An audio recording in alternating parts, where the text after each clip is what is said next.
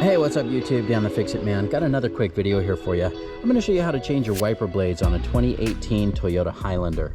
This will be the same for many other models as well. We're going to do the front and the rear here, but I'm going to use these Bosch Pure Vision. This is not a sponsored video. You can see my my old blades here are just completely falling apart. Passenger side is a 20-inch and the driver's side is a 26. These are the original wipers that came with the vehicle. But it's pretty simple. You just pop up this little latch right here on the old ones and then just slide this off. That's it. You can see this has the hook style, or the J hook style.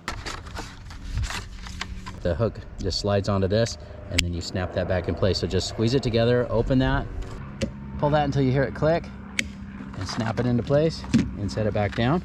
Same with the driver's side, just pull that up and we'll pop that this little flap open like so, and then just pull the wiper down.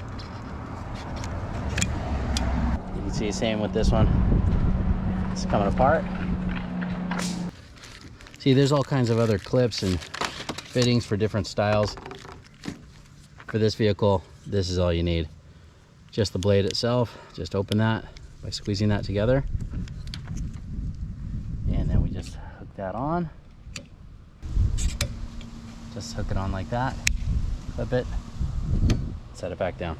Now for the rear wiper, I don't know, I mean, it's still okay I guess, but we're gonna go ahead and change it anyway since we got the fronts. So this one, you just pull these little sides out to lift this little clip up, see, just like that, and then pull the wiper up, and then this is just kind of clipped in.